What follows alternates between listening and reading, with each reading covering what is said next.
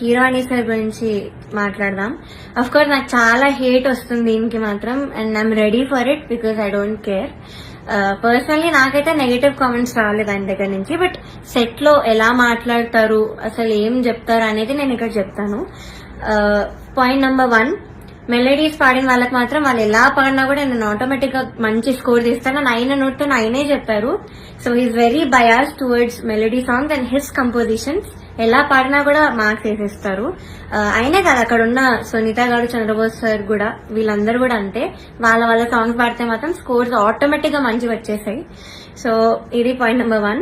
Point number 2 is very very hurtful to me personally because నేను eliminate అయ్యే episode లోనే ఏదో విషయంలో నన్ను చూస్తూ చెప్పారు ఇది కూడా. సో ద థింగ్ ఇస్, నేను మీ అందరికీ తెలుసు సూపర్ సింగర్ లో నా ఫైనాన్షియల్ సిచ్యువేషన్ గురించి కానీ అంతా బయట పెట్టాను.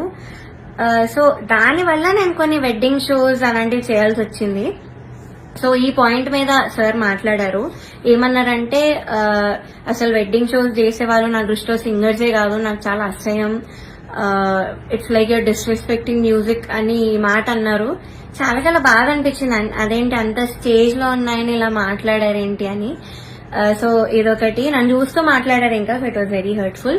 పాయింట్ నెంబర్ 3, సో థర్డ్ వచ్చిన వాళ్ళకి ఆయన 1 lakh ఇస్తా అని చెప్పారు. 4th ప్రైజ్ వాళ్ళకి మూవీలో సాంగ్, అండ్ 5th ప్రైజ్ వాళ్ళకి ఆయన గ్రూప్ లో చేర్చుకుంటామని చెప్పారు సార్.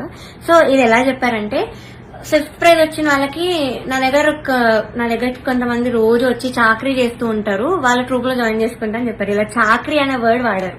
అంటే ఇది డిస్రెస్పెక్ట్ఫుల్ కాదా? So this was very very bad. అంటే అలా అనకూడదు, సింగర్స్ ఇలా చాకరీ చేసిపోతారు, నన్ను మిమ్మల్ని కూడా జాయిన్ చేసుకుంటారని ఇలా అన్నారు. సో మీకు ఎలా అనిపిస్తుందో ఇంకా మీరు ఆలోచించండి ఒకసారి.